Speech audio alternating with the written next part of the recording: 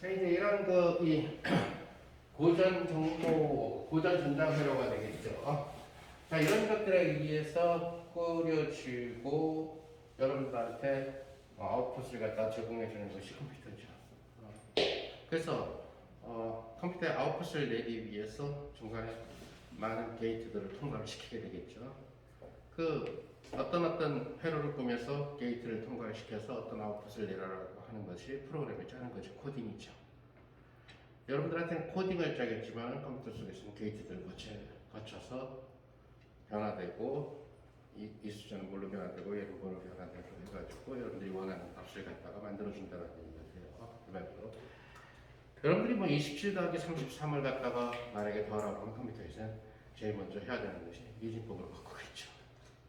얘네들 이진법으로 바꾸는 과정을 한 다음에 이진법 테스트를 갖다가 부분 테스트로 처리를 해가지고 다시 그것을 17법으로 변환하는 시켜서 여러분들한테 19법으로 된 수를 나타내야지. 27 더하기 33 되는데 뭐 111000 이렇게 답을 내주면은 피곤해지니까.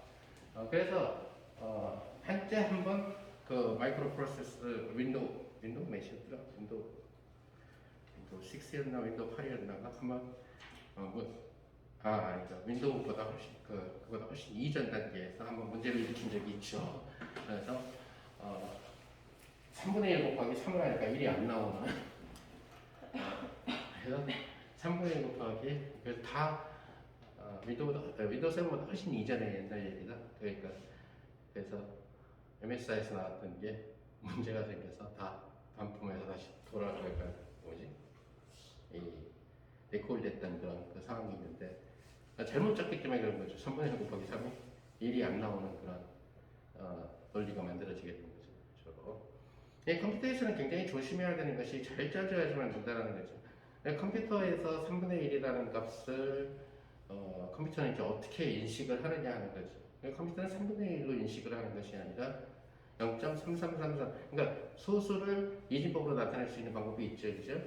소수 첫째짜리는 2분의 1, 그죠? 둘째짜리는 2의 제곱분의 1 이런 식으로 해서 하는 방법이 있는데 컴퓨터는 기본적으로 속이는 거죠. 다시 말해서 이 정도까지면 0으로 주장하는 거죠. 0이 안 됐는데도 불구하고 아직 0이 안 됐는데도 불구하고 0으로 주장하는 거죠. 컴퓨터는 무한대를 인식을 못하고 0 곱하기 무한대를 계산을 못해요. 그렇기 때문에 속일 수 있는 인간을 속일 수 있는 가장 큰 숫자가 나오게 되면 무한대인 것처럼 처리하는. 매트랩이나 매스매티카에서는 심볼릭 랭귀지다 보니까 그런 방법을 쓰겠죠. 답이 무한대로 나타나는 경우인데 컴퓨터는 사실 무한대를 인지를 못하죠. 무한대의 계산도 안 될 뿐만 아니라 무한대의 논리가 없어요. 컴퓨터가 무한대의 논리를 배우는 순간에 컴퓨터의 모든 부울대수가 이진법의 부울대수가 무한대를 인정하지 않는 그런 요한대수이기 때문에 그래서 너무너무 작은 값일 때 예를 들어서 이 정도면 내가 0이라고 아웃풋을 줘도 상관없겠지 이런 식으로 해주게 되는 거지. 자, 어찌됐든 컴퓨터는 특히 컴퓨팅에서 혁명을 가져왔는데 결국 이렇게 0과 1이라고 하는 이렇게 명확한 양, 그러니까 불확정성이 없는 그런 명확한 양을 갖다가 퀀텀 버전으로 생각을 하자라는 거죠. 그래서 0이라는 비트의 0비트 양자 상태를 생각을 한 거고, 그 다음에 1비트 양자 상태를 생각을 한 거예요. 그래서 0비트인 양자 상태와 1비트인 양자 상태 이렇게 두 개밖에 없는데 얘네들. 그래서 0비트인 양자 상태를 갖다가 우리가 보통 뭐라고 쓰냐면 0의 캣이라고 써요. 근데 얘는 행렬로 표시하면 주로 1, 0.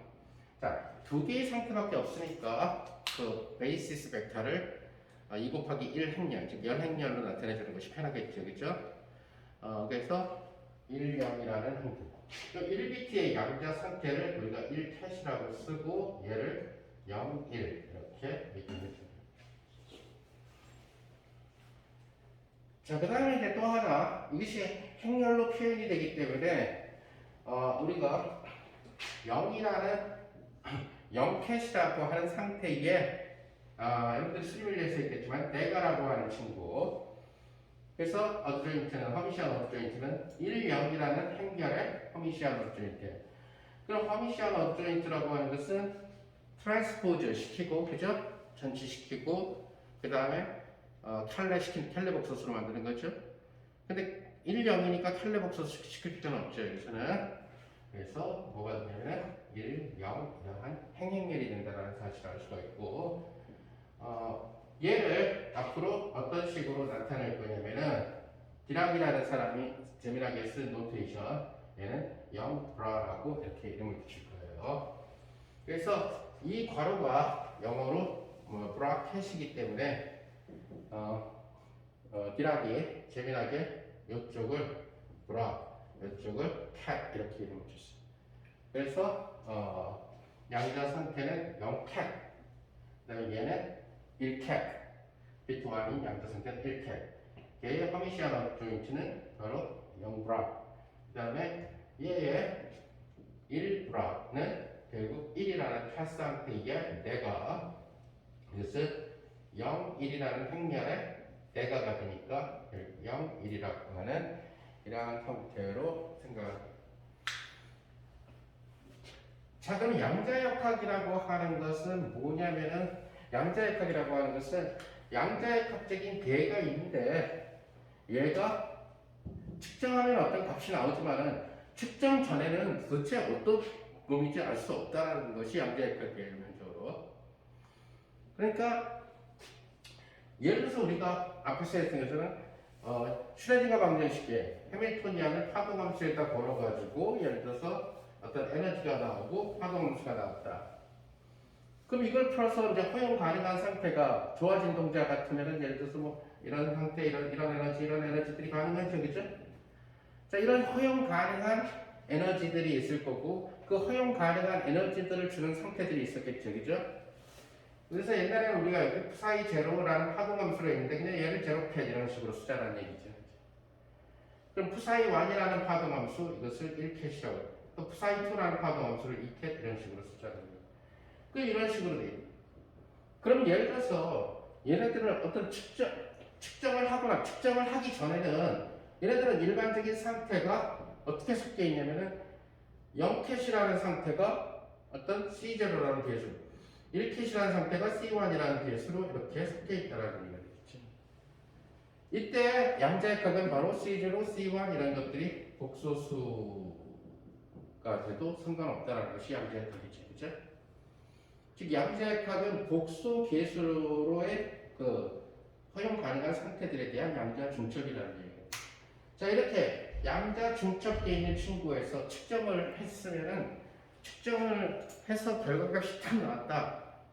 그럼 이게 섞여 있으면 안 된다는 얘기예요. 그 안에서는 섞여 있었지만 측정을 해냈다. 다시 말해서 어떤 시스템에서 튀어나온 빛의 파장을 조사했다. 근데 그 파장이 뭔지 모르겠다. 이건 아니라는 얘기죠. 실험을 했다라는 얘기는 측정했다라는 얘기가 돼요. 그 측정을 하게 되면은 양자 중첩이 깨지고 원하는 값이 나온다. 자, 그것을 이제 소위 얘기하는 양자 중첩이 깨졌다 또는 양자가 깨졌다 이렇게 얘기하는 거죠. 측정 후에 일반적으로. 따라서 이 아이디어를 그대로 가져간 거죠. 사실은. 그러니까 인포메이션 세어리의 역사를 보게 되면 시작은 당연히 이진법을 이용한 부울대수 수학자들이 하게 된 거고, 사실 이 역사적으로 보게 되면 바로 이진법이 최초의 바로 전신이었죠. 바로 모르스코어였죠. 띠띠띠띠띠 이런 방식의 얘기해가지고 이것이 결국 2차 세계대전에서 독일군이 보내준 거예요. 그러면 영화에서 많이 봤겠지만은 앨런 튜링이 나왔던 영화도 있고 여러 영화, 거기에 여자 전산원들이 있어. 말이 전산원이지 헤드셋 비슷한 거 쓰고 띠띠띠 이거 기재하는. 그럼 그걸 저쪽 팀한테 보내. 그럼 저쪽 팀한테 보내면은 띠띠는 A고 띠띠띠는 F고 이렇게 대응이 있죠. 중간에 블랭크가 있고, 그죠? 그럼 이제 숙달된 여자는 바로 자기가 영어로 해가지고 작전 장비할 때 하달할 수가 있는 거고, 그죠? 이제 그 습관이 안 된 경우는 그냥 D만 기재를 해서 그 트랜스레이터한테 보내게 되는 거지. 이제 그걸 통해서 독일군이 어디를 칠 거다라는 것을 갖다가 엿듣자라는 거지. 이제 그러다 보니까 소위 얘기하는 가짜 정보를 흘려보내기도 하죠. 이제 그런 모든 가능성들, 그러다 보니까 또 해독이 불가능한 정도의 규모를 갖고 있는 인간이 띠디 이런 방법을 할 수 없는 그런 암호를 또 독일이 개발을 하게 된 거죠. 그러다 보니까 요거를 해독할 수 있는 수학자들이 필요했던 거고, 거기에 투입된 사람이 바로 컴퓨터 이론의 창시자 앨런 튜링이 됐던 거죠. 앨런 튜링이 가가지고 결국 이걸 하다 보니까 이걸 인간이 해가지고는 제 시간에 풀 수가 해결해 나갈 수가 없다. 독일이 어디를 칠지를. 그러니까 결국 얘를 갖다가 아웃풋에서 독일이 어디 친다는 것을 알 수 있게끔 할 수 있는 장치. 그래서 최초의 컴퓨터가 나오거든요. 튜링 머신이죠. 사실 컴퓨터가 아니라. 근데 그것이 엄청나게 복잡하게 고생을 해가지고 만들어내가지고 아웃풋을 내주게 되는. 자, 근데 그 소위 얘기하게 되는 그 양자역학적인 개념에 의하게 되면은 아까 얘기한 D와 D가 중간 과정에서 어떻게 섞여 있는지 모르고 결과만 예를 들어서 볼 수 있어요. 자, 그 개념을 갖다가 그대로 여기에다 생각을 하게 되면은 우리가 제로비트라고 하는 명확한 컴퓨터에 쓰는 정보 상태하고 1비트라고 하는 정확한 상태가 0비트라고 하는 양자 상태, 그 다음에 1비트라고 하는 양자 상태로 이렇게 행렬로 바뀌게 되면서 결국 뭐가 되면 두 비트의 사용 가능한 상태는 두 가지밖에 없어요. 0비트 상태랑 1비트 상태밖에 없어요. 이것처럼 이렇게 많지가 않고. 따라서 양자 정보를 공부하는 과정에서는 양자역학 치고는 좀 쉬워요. 다만 양자 정보를 여러분들이 만약에 전공을 하고 싶다. 우리가 좋은 교수님도 있고 양자 정보를 대학원까지 안 가고 싶다. 그러면 내가 강추하는 것은 겨울방학 때 선형대수를 독학을 해요. 행렬이 굉장히 많이 쓰이고 행렬 이론이 굉장히 많이 쓰이게 됩니다. 그 얘기는 수학과에서 배우는 선형대수를 반드시 꼭 공부를 해야 된다. 그래야지만 제대로 양자 정보라는 내용을 공부를 할 수가 있다는 얘기거든요. 자, 이러다 보니까 우리는 임의의 상태라고 하는 친구들은 결국 이러한 허용 가능한 상태들의 양자 중첩으로서 나타내진다는 거죠. 그러면 제로 캣이라는 상태가 양자 상태가 제로비트 퀀텀 스테이트가 가능하고 원비트 퀀텀 스테이트가 가능한데 양자역학적인 중첩이라 여기에 개수가 이렇게 들어가서 섞여지는 것을 얘기를 하게 되는 거죠.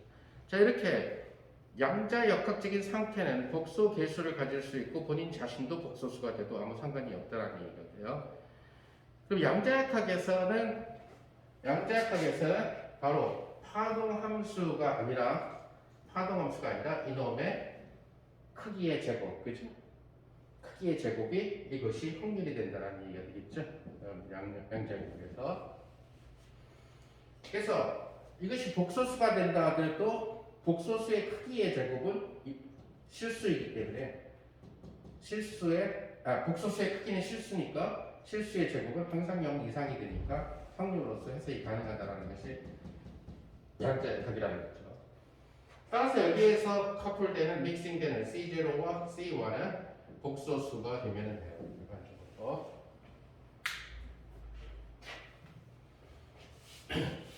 자, 그래서 고전적인 상태는 이러한 믹싱이 없어요. 다시 말해서 고전적인 상태는 푸사이 이꼴 0 캐시거나 또는 푸사이 이꼴 1 캐시거나 이렇게 0비트일 확률이 100%이거나 1비트일 확률이 100%. 즉 고전이라는 친구는 극단적인 확률 분포가 선택된 양자역학적인 상태다 이렇게 얘기하면 되는 거죠.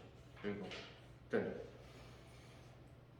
그런데 고전성이 안 나타나는 일반적인 양자 상태는 0비트 양자 상태랑 1비트 양자 상태의 양자 중첩으로 주어진다. 그럼 이거는 비트와 비트가 퀀텀 메케니컬하게 퀀텀 슈퍼포즈되어 있다는 거죠. 양자 축적기들은. 그래서 얘를 이름을 붙이게 된 거죠. 그래서 이것을 Q 퀀텀 비트라고 이름을 붙이게 된 거예요. 퀀텀 비트 그러니까 너무 길어져서 여기에는 QU만 따서 이것을 Q비트라고 이름 붙이게 됩니다. 즉 Q비트라고 하는 것은 1큐비트라고 하는 것은 결국 두 개의 비트의 퀀텀 스포포즈를 얘기한다는 얘기가 되죠. 근데 이 퀀텀 스포포즈를 시킬 수 있는 C0, C1이 무한가지죠, 그죠? 따라서 Q비트는 무한가지의 컨비네이션으로 된다는 얘기죠. 이제 나중에 얘기하겠지만은 우리는 예를 들어서 0 또는 1로 데피니트하게 명확한 고전적인 정보를 어떤 이제는 양자의 문을 거쳐서 양자 게이트라고 부르는 양자의 문을 거쳐서 섞이게끔 만들 수가 있고 또 다른 양자의 문을 거쳐서 섞인 비율을 또 달리할 수 있고 하지만 마지막에 내가 원하는 값은 0 또는 1이어야 된다는 거죠. 그러니까 중간중간에는 막 믹싱 비율이 바뀌는 거라는 거죠. 0과 1이 얼마나 섞여 있느냐.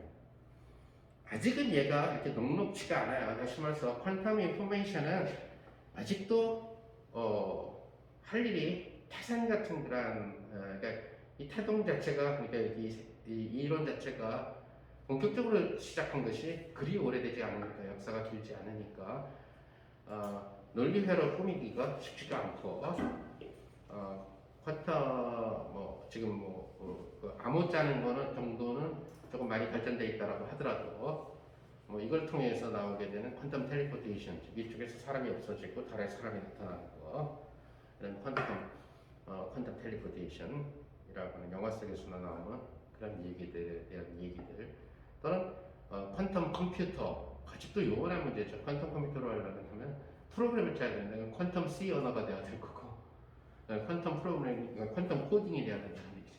그럼 퀀텀 코딩을 어떻게 짜느냐? 그러니까 내가 마지막에 퀀텀 코딩을 퀀텀 큐빗을 이용해서 프로그램 짜는 것을 갖다가 간단한 예만 보여주게 될 텐데 지금은 예를 들어서 C 언어로 코딩을 짜는 것이 논문이 안 되는데 큐비트에서는 코딩 하나만 새로 짜면은 그 사람 이름이 붙어요. 뭐 조샤라는 사람이 짰는데 그럼 조샤 프로그램이 되는 거예요.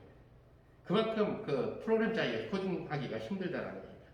퀀텀 게이트에서 고전 게이트가 이렇게 명확하게 0을 1로 보낸다든가 뭐 0과 1이 들어가면 1이 된다라든가 이게 명확한데 이게 믹스처가 다시 또 믹스처 그러니까 다른 대합비의 믹스처로 되고 믹스처로 되고 믹스처로 되니까 프로그램 짜기가 쉽지 않다는 거죠.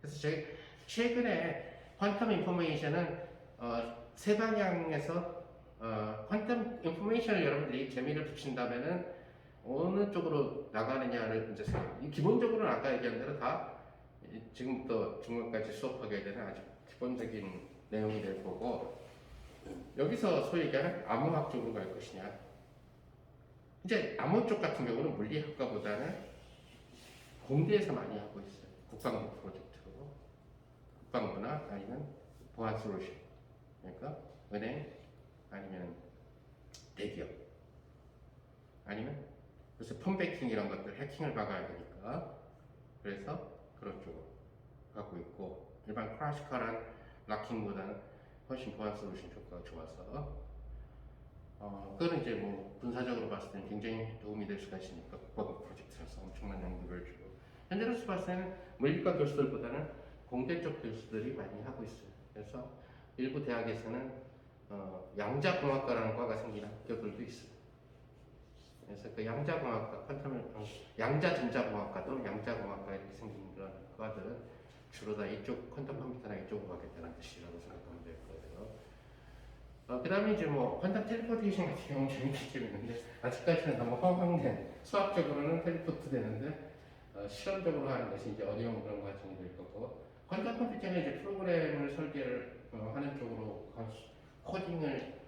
코딩을 갖다가 새로운 방향으로 연구를 하고 아직까지 사람들이 짜지 않은 방법을 갖다가 퀀텀 컴퓨터에 수행시킬 수 있는 코딩을 짜는 건데 퀀텀 게이트를 어레인지 시키는 건데 연구할 일이 태산 같고 물론 나는 이쪽 연구는 안 해요. 나는 여기 별로 재미가 없어서 강의만 할 거고. 자, 그래서 이것을 갖다가 우리는 큐비트라고 얘기를 하게 된다. 자, 그 다음에 일반적으로 우리가 양자역학적인 상태의 내적은 어떤 식으로 하게 되느냐? 일반적으로 푸사이라는 상태와 그 다음에 P라는 상태의 내적은 일반적으로 푸사이의 브라에다가 P를 해준 이런 형태로서 내적을 정의를 해줘요.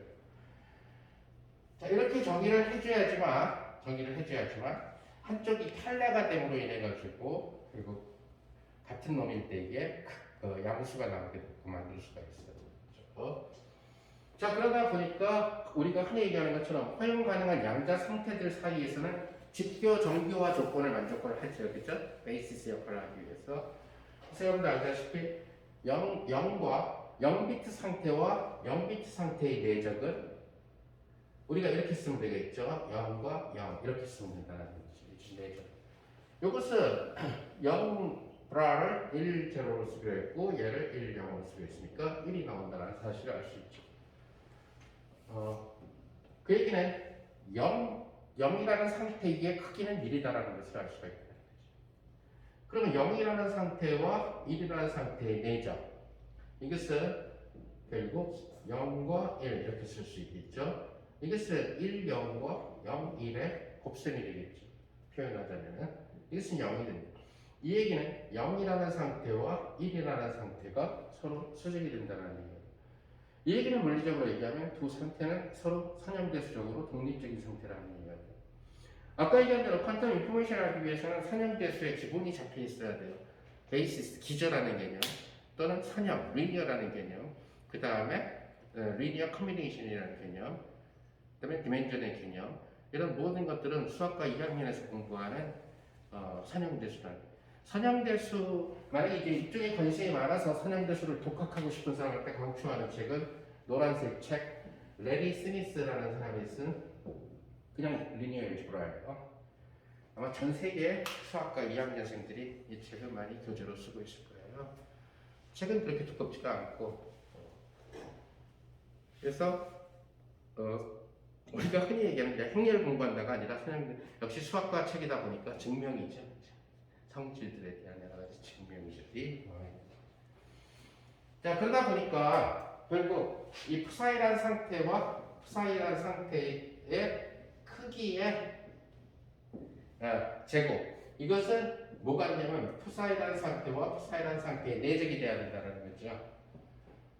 근데 이 상태를 만약에 우리가 행렬로 쓰게 되면 뭐가 되냐면 C0가 위에 있고 C1이 이렇게 있어가지고 결국 복소 개수를 갖고 있는 복소수를 갖고 있는 행렬이 된다는 얘기예요. 그래서 바로 이 푸사이 큐비트의 브라 상태는 바로 뭐가 되냐면 C0의 편례 복소수, C1의 편례 복소수와 C0, C1 이런 식으로 주어진다는 것을 알 수 있죠.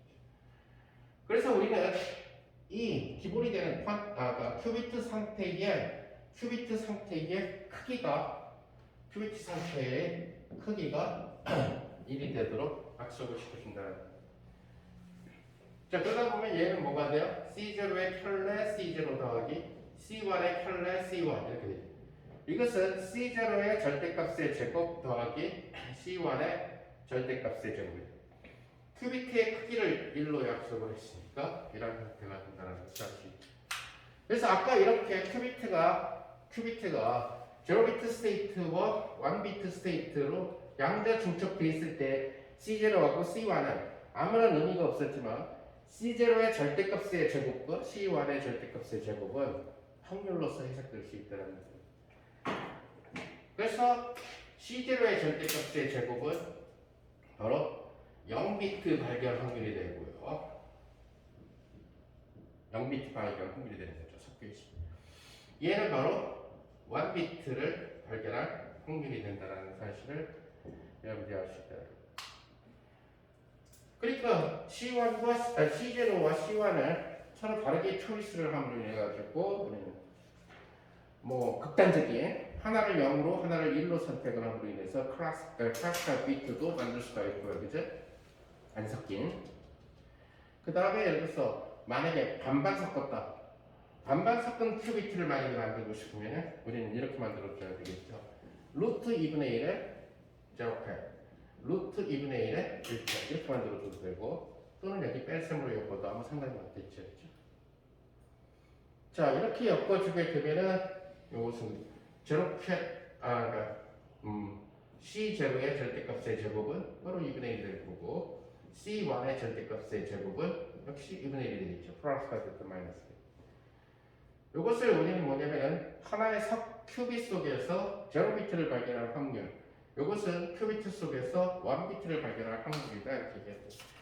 따라서 큐비트는 이제 0비트를 발견할 확률과 1비트를 발견할 확률이 섞인 상태에서 계속 진행해 나간다는 얘기가 돼요. 예. 그러니까 확률로 진행해 나간다는 얘기는 알 수 없다는 얘기죠. 확률이 뭐 10분의 9 대 10분의 1이라 하더라도 모르는 일이라는 얘기죠. 확률은 100%가 아닌다면 알 수가 없다는 얘기가 돼요. 그러니까 로또에다 많이 비유를 하는데 로또를 1, 2, 3, 4 용지를 다 사가지고 전국에 있는 걸 다 걷어서 사서 일주일 동안 1, 2, 3, 4, 5, 6, 1, 2, 3, 4, 5, 7, 1, 2, 3, 4, 5, 8 이렇게 기재하다 보면은 나중에 하나쯤 건너뛰어요. 그죠? 쉽게 얘기하면 한 장이 남아. 그럼 이 사람이 에이 한 장 빼고 다 샀는데 설마 1등 안 걸리겠어? 고번호가 될 수가 있어요. 그 빠진 번호가.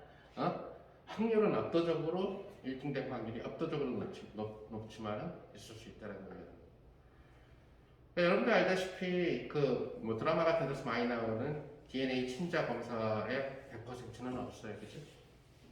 무슨 말인지 알죠? 드라마에 많이 나오잖아요. 그 드라마의 소재를 보죠. 그죠? 숫자 평균 99.3 또는 99.7. 그 얘기는 아닐 수 있는 거 뭐지? 친자가 아닐 수 있는 확률이 미세하게 존재한다는 얘기거든요. 그죠? 자 이제 큐비트 같은 경우는 그러니까 큐비트 같은 경우는 자 이런 식으로 섞여 있는데 측정을 하지 않으면 결국 몰라요. 그래서 큐비트는 근본적으로 얘기하면 정보 쪽에서도 나오지만 실제로 만약에 두 개가 서로 대립되는 베이시스 그러니까 두 개로만 표현되는 물리학이 있으면은 전부 다 큐비트로 해석을 할 수가 있어요. 그 대표적인 게 바로 뭐냐면 전자기파. 전자기파는 빛이 이렇게 진행되는데 이러한 편광과 이런 편광으로 구성되어 있죠. 베이시스가. 이 편광과 이 편광이 섞여가지고 뭐 원편광도 만들고 타원편광도 만들지만 기본적으로 호리즌탈하고 버티컬하고가 기본적인 케이스가 되죠. 따라서 빛은 빛의 편광을 갖고 뭘 생각할 수 있냐면 큐비트처럼 할 수가 있다고. 즉, 이 편광빛과 이 편광빛이 양자 중첩되어 있는 빛으로. 그것이 양자 전자기학이라는 거예요. 그럼 이제 그런 상황에서 얘네들을 이 편광인 빛과 이 편광인 빛을 근데 나중에 설명하겠지만 얽힘 상태로 만든 다음에 저쪽으로 이제 소위 얘기하는 트랜스포트 시키는 것이 스위스 오스트리아 실험이 성공한 거죠. 사실은. 그래서 이쪽에서 얽혀 있는 두 편광 상태의 빛이 사라지고 저쪽에서 얽혀 있는 그 빛이 나타나게 되는 그런 것이 오스트리아 빈과 스위스 찌리 사이에서 벌어진 퀀텀 텔레포테이션의 최초 실험이고 그 다음에 이제 그 사람들이 전자를 갖고 하고 싶어 하는데 그럼 전자를 갖고 할 때는 어떻게 하느냐? 전자한테 아주 재미있는 큐비트 거리가 있죠. 스핀 업 상태와 스핀 다운 상태라는. 지금 이제 거기에 매달리고 있는 거죠. 전자까지 성공하면 최초로 질량을 가진 친구를 갖다가 양자 이동을 시키는 거니까. 광자의 양자 이동은 질량을 안 갖고 있는 놈이니까 뭐 노벨상거리지만 아직 노벨상을 안 주고 있고 그 팀이 스위스 쥐리 대학 팀이죠. 아인슈타인 나온 대학 팀이죠. 그 팀이 이제 스핀 업다운 상태를 갖다가 즉 전자 얽혀놨다가 스위스에서 사라지고 비엔나에 나타나니까 말이죠. 비엔나에 나타나니까. 스위스 오스트리아는 그리 멀지 않아요. 그죠?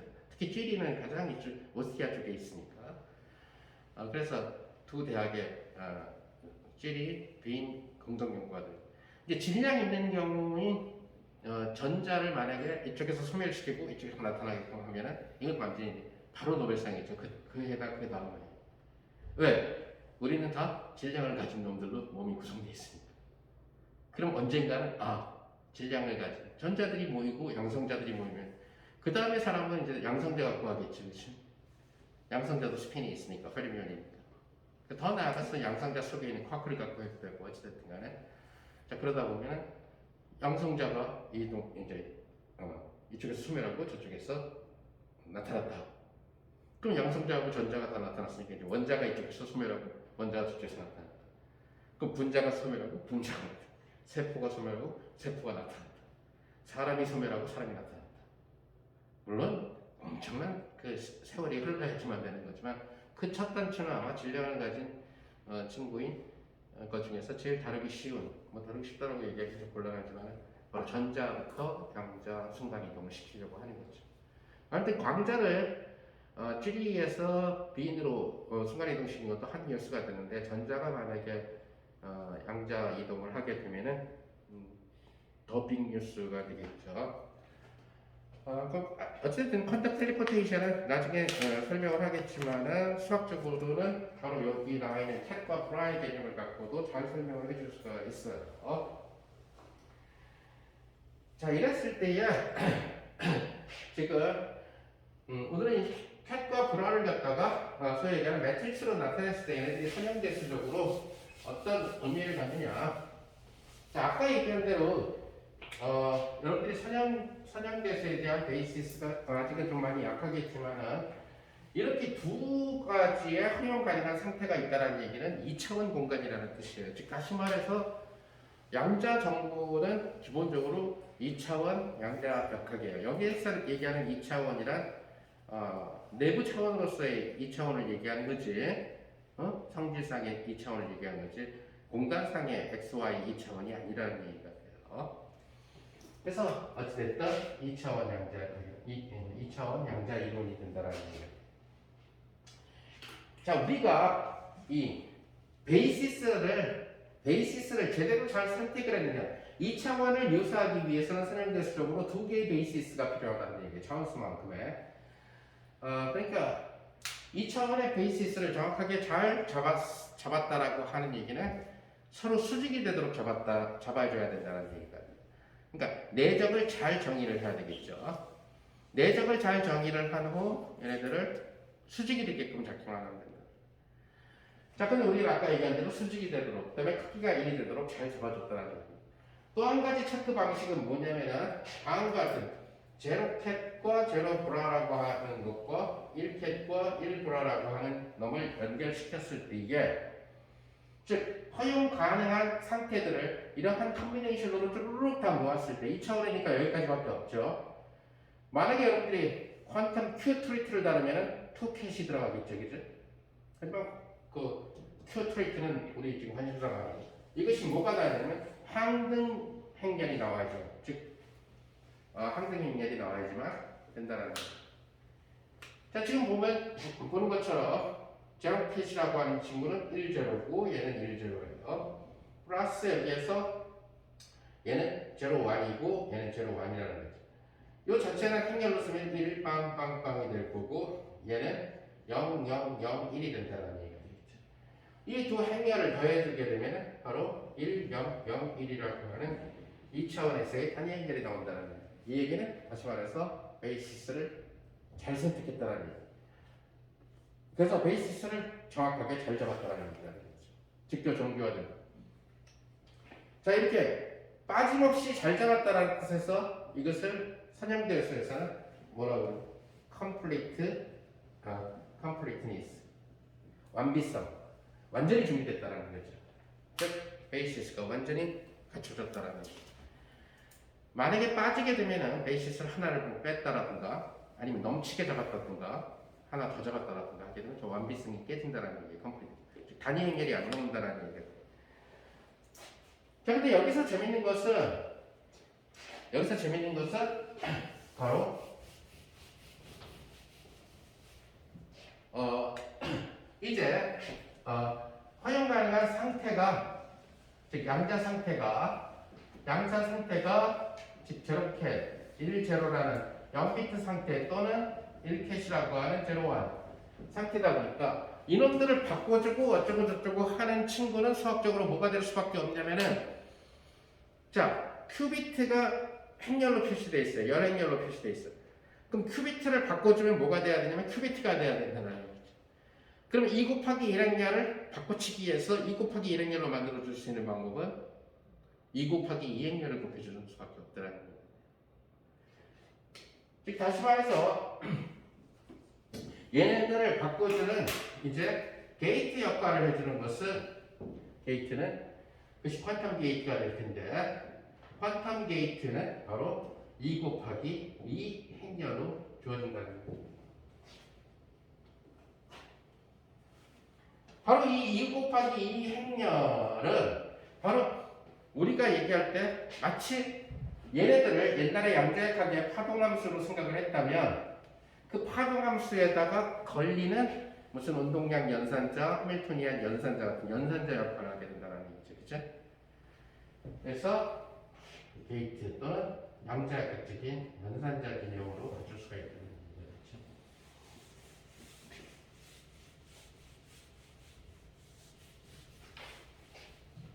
자, 아까 제로에다가 1을 시켜주면은 컴플리트하게 항등 연산자가 됐다는 얘기예요. 즉 항등 연산자는 큐빗으로 보내는데 섞인 비율을 안 바꾸죠, 그죠? 아까 얘기한 대로. 아까 얘기했었던 항등 게이트는 0을 0으로 보내고 1을 1로 보내는 거예요.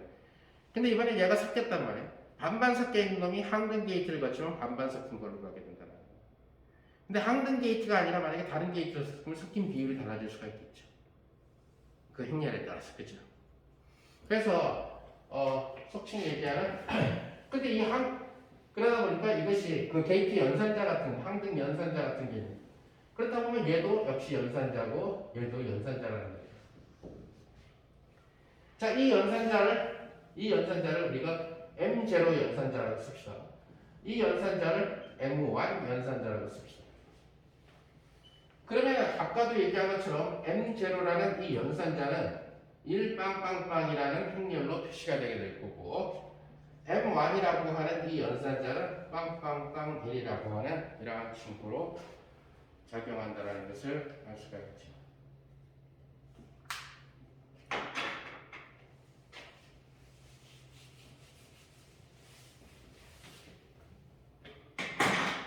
자, 그렇다면 M0 캣이라는 이 연산자가 만드는 퀀텀 게이트를 통해서 큐빗을 보내봅시다. 그래서 큐빗 푸사이가 여기를 지나간다고 칩시다. 그럼 큐빗 푸사이는 결국 이렇게 되겠죠. C0, C1. 이 말은 다시 말해서 C0 배의 0캣, C1 배의 1캣. 그러면 M0 캣이라는 게이트를 거친 후에 어떻게 되느냐를 갖다가 생각해 봅시다. 그러면 여기에 뭐가 나타나는 거야? 이것을 수학적으로 M0 캣이라고 하는. 자, 아까는 명확하게 도울식이 성립되는 것은 1 곱하기 1 행렬의 이론이었기 때문에 그래요. 0과 1이. 근데 이게 섞이다 보니까 상태가 최소한으로 나타낼 수 있는 방법은 2 곱하기 1 행렬이야. 그죠? 그러다 보니까 돌리는 것도 2 곱하기 2 행렬이 돼야 된다는 얘기죠. 그래서 아까는 고작 해야 뭐 곱셈을 시키거나 아니면 부호를 바꿔주거나 이래서 빼주거나 이런 연산을 도식을 썼지만 이 얘기는 뭐냐면 이러한 놈한테 M0 캣이라고 하는 M0 캣은 누구예요? 1빵빵빵을 가해서 뭐가 나타나느냐를 나타내는 거예요. 그럼 양자역학적으로 이것은 뭐냐면 1빵빵빵을 누구한테 액트시켜요? C0, C1에다 액트시켰을 때 값을 찾는 문제가 되는 거죠. 이것을 시켜보면 바로 C0, 0 이렇게 된다는 사실을 알 수가 있어요. 그러니까 M0 컷에 의해서 묘사되는 게이트를 통과를 시켜주게 되면은 요 C0 빵이라고 하는 친구는 C0에 0 이렇게 탄생해서 나옵니다. 무슨 말인지 알겠죠? 그 얘기는 뭐냐면 섞임이 없어졌다는 거죠. 즉 다시 말해서 M0 게이트를 갖다가 거친 후에 양자 중첩이 깨졌다는 거예요. 그래서 아까는 뭔지 몰라. 0과 1이 얼마만큼 믹싱되어 있는지 몰라. 이렇게 되는데 지금은 예를 들어서 이런 거죠. 0캣이야, 0이야. 그래서 이쪽 양자 정보하는 사람들은 기존의 양자역학에서 했었던 얘네들을 오퍼레이터의 개념, 연산자의 개념을 얘를 측정 또는 측정 연산자라고 합니다. 요거는 이제 그 게이트라는 이름으로 부르는 게 아니라 둘 중에 하나가 나왔기 때문에 둘 중에 하나를 측정해 버렸기 때문에 측정 연산자라고 이름을 붙인 거예요. 그래서 게이트라는 이름을 붙일 때에는 뭐 섞임이 달라지는 거라든가 이런 것들을 얘기를 하게 되는데 넓게 얘기하면 퀀텀 게이트인데 얘는 확실하게 두 개 중에서 측정이 돼요. 그럼 요 바로 저는 측정 전이라는 얘기죠. 그리고 여기에 도달하기에는 측정 후가 된다는 얘기죠. 그래서 양자 정보의 기본은 뭐냐면 측정 연산자를 내가 이 측정 연산자는 누구를 측정하는 연산자냐면 제로 비트를 측정하는 연산자예요.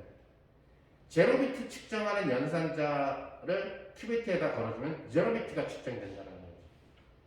그럼 측정 전에는 양자 중첩돼 있던 놈이 측정 후에는 양자 중첩이 깨지죠. 제로 큐만 나오니까. 그래서 명백히 0이야 라고 답을 얘기해 주게 되죠. 아까 이 상태에서 너 0이야 1이야 난 몰라. 나는 C0 제곱의 절대값의 확률로 0인 가능성이 있고 C1의 절대값의 제곱의 확률로 1일 가능성이 있어. 이렇게 대답을 하는 거죠. 하지만 측정 후에는 나 0이야 이렇게 됩니다. 아니 모든 답을 갖다가 다음 계산을 하시오 그랬는데 답이 3일 수도 있고 7일 수도 있어요. 이렇게 하면 뭐가 되겠어? 아무것도 안 된다는 얘기죠. 퀀텀 컴퓨팅. 그럼 뭐 할 수 있는 게 하나도 없죠. 걔한테 어떻게 의뢰를 해? 그죠? 뭘 시키겠냐고. 중간 과정에서 많은 계획과 이런 상태로 돌아다니다가도 측정이 완료되고 나면 양자성이 깨지고 클래시컬 비트로 가게 됩니다. 이것을 양자 정보하는 사람들은 용어를 만들게 되는 거죠. 뭐냐면 양자의 깨짐, 브로큰 퀀텀이라고 합니다. 양자가 깨진다. 그래서 양자 정보하는 사람들이 양자 역학을 다시 들여다보기 시작을 해요. 수학의 힘으로, 선형대수적인 힘으로. 그래서 최근에 와서는 양자의 기본 개념을 잘 설명하는 사람들이 양자 정보하는 사람들이 더 양자를 기본 개념을 잘 설명을 해요. 일반적으로. 과거에 그 양자역학을 가르친 사람들은 막 슈레딩거 방정시켜가지고 하는데 양자 정보하는 사람은 기본적으로 선형 구조, 선형대수 구조를 갖다가 통해가지고 잘 설명을 하는 경향이 있죠. 그러니까 측정 후 양자 중첩이 파괴된다. 즉 양자성이 깨진다. 고전성으로 바뀌는 측정 후. 그러니까 이런 식으로 하게 되면 여러분들이 M1을 갖다가 원비트를 측정하고 싶으면 M1을 넣어주면 된다는 거지. 그렇죠? 그래서 이런 방법에 의해서 우리가 그 생각을 해주게 되는 경우고 이제 이렇게 확연히 예를 들어서 고전적인 비트로 나타나게 되는 경우나 이런 경우는 측정이라고 얘기를 하고 만약에 여기 있는 친구가 여기 큐비트가 들어가서 다시 어떤 바뀐 큐비트로 나타나게 되는 수가 있어요. 오케이? 변신한 거죠. 변신한 건데 이런 경우는 우리가 게이트라고 부릅니다. 퀀텀 게이트라고 부릅니다. 게이트라고 부릅니다. 퀀텀 게이트 역시 마찬가지로 연산자고 그리고 큐비트에 걸리는 연산자고 2 곱하기 2 행렬이 된다는 거예요. 자, 그러다 보니까 우리가 과거에 그 고전적인 논리 게이트에는 없었던 새로운 게이트들을 필요로 하게 된다는 얘기예요. 2 곱하기 2 행렬로 주어지게 되는 다양한 형태의 퀀텀 게이트들이 기존에 아까 설명했었던 고전 게이트를 대치시켜 주게 된다는 얘기예요. 그러니까 전자회로를 어떻게 짜야 되냐면 이제 양자 전자회로를 짜야 된다는 거예요. 그러니까 전자회로를 갖고 먹고 사는 공학과가 전자공학과니까 최근에 와서는 양자전자공학과라는 과가 생기게 된 거죠. 즉 그 주로 최근에 와서 양자전자공학과의 교수들은 대부분 물리 베이스를 많이 한 사람들이 많아요. 그러니까 물리학 박사인데 그들이 공학을 과를 만들어가지고 하는 그런 케이스들도 있고 최근에 와서는 정보과학 쪽이 세계적인 대학들은 정보과학 쪽에서 양자정보 전공들을 양성을 하죠. 어쨌든 이 양자 정보 이론은 당연히 그 물리학자들이 만든 이론이죠. 가장 초창기에 이 아이디어는 바로 소위 얘기하는 아인슈타인이죠. 사실은 EPR 파라독스로 알려진 그 개념이 바로 엔테그먼트 얽힘에 대한 가설을 제시를 하게 된 거죠. 원래 아인슈타인은 양자역학을 깨부수고 싶어서 그걸 갖다가 던졌는데 그것이 이런 양자 정보 이론이 되리라고는 상상하지 못하고 죽었다는 얘기입니다. 일단 여기까지 하고 다음 시간에 퀀텀 게이트에 대해서 더 한번 봅시다.